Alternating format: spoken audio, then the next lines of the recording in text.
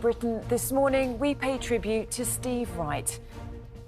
As you know, a member of the family, because you would make that appointment to view, to join him and the gang, to be a part of that experience. He was that sort of voice. I feel it's just like people made that appointment to listen, didn't they? Because they wanted to be a part of his club. It's true. And that actually he was so passionate about radio and the craft and what he did. you can't just fall out of bed. No, he'd started at the BBC as a clerk in the gramophone library, so he had that kind of...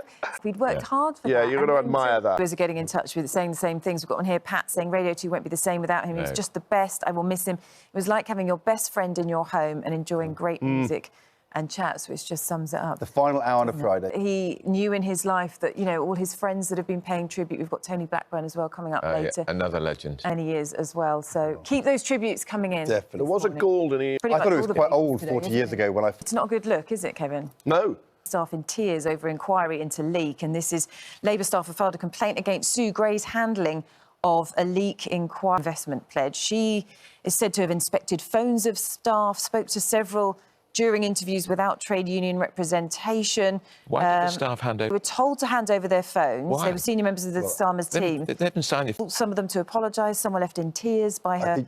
I think you can guarantee... Power and those in power, those who have power. They've got the power, the political powerless, the couples.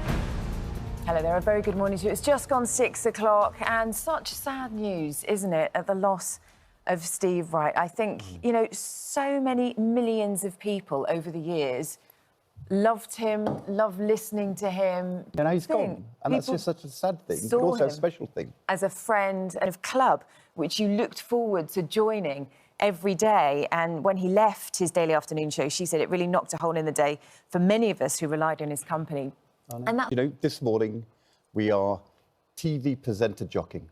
Yes. In memory of Steve Wright. Tribute to Steve Wright today from Charlotte and me and all of us on our programme, because he was a very special man. He was, and we'll be hearing from Tony Blackburn later and also Jamie Lee Grace, who worked with him for many years. They'll be sharing their memories. Get in touch this morning and let us know your memories of Steve Wright. Pay tribute to him, and we'll reflect that throughout the morning this morning, because it is our main news. He has been described as the godfather of British radio. Listeners, former colleagues and celebrities have all been paying tribute to the legendary DJ Steve Wright, who's died at the age of 69.